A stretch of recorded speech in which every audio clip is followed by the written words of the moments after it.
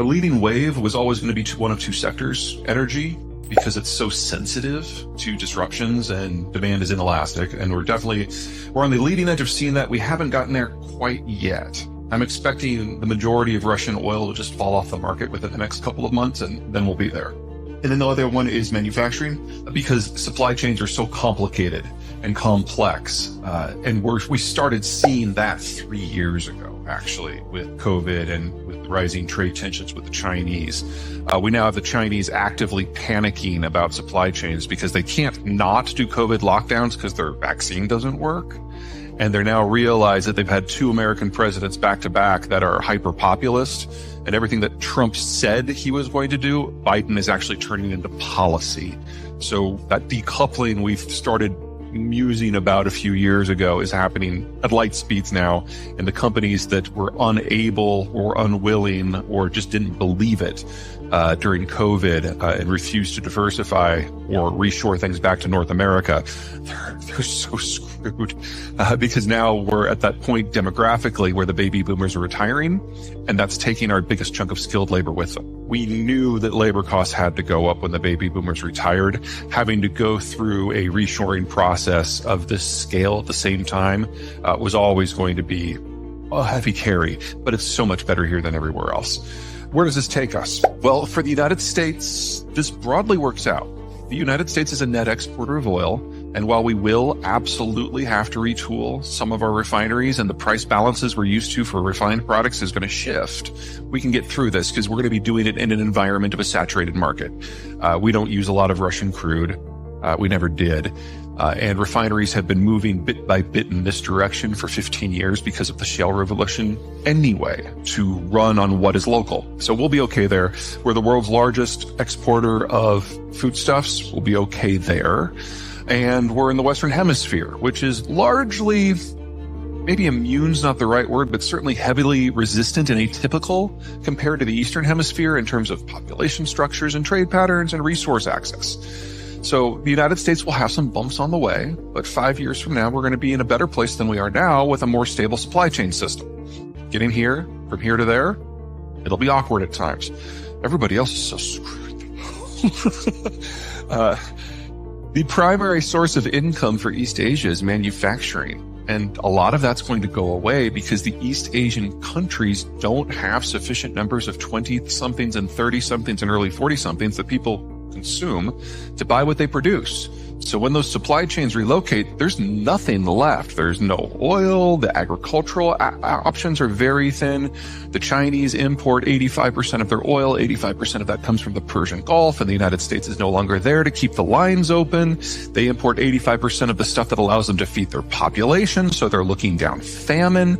The story is different based on where you are, but this 70-year period we've been in where it almost seems like hyper growth and hyper technological advancement, because it has been that way, that stops now. Tech development requires scads of young workers who are very bright, the ability to connect them all, and scads of capital to pay for the research, the operationalization, and the implementation. Once the baby boomers retire, the money goes away. And as deglobalization breaks, those connections among workforces goes away. So Silicon Valley will still be there, but it won't have the global network that it's used to. So everything is going to slow down. The two issues I deal with the most are deglobalization and depopulation. So first, deglobalization.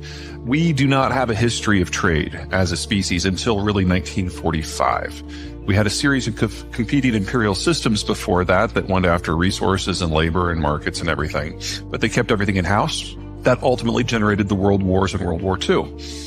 At the end of the war, the Americans proposed that they would use their Navy so that everyone could go anywhere at any time and interface with any market, partner with any foreign country, participate in any supply chain, and the United States would open its market if in exchange everyone would line up shoulder to shoulder, not behind us or with us, but in front of us to absorb any ammo that happened to come in from the Soviet Union. We purchased an alliance to fight the Cold War. That's globalization. It was always a security plan for the Americans, not an economic one. And so in the last 7 elections since the Cold War ended, we've elected more and more isolationist and populist presidents. And Biden is the culmination of that. He is more populist and he is more or less of a globalist than even Trump was. This isn't an aberration. This is a trend. The second, depopulation. Normally you have a lot of babies and then fewer children, fewer teenagers, fewer young adults, fewer mature adults, and fewer retirees. Normally, if you stack it all up, you get a pyramid. Well, when the United States allowed global trade, everyone could access all the capital and technologies and resources of the world.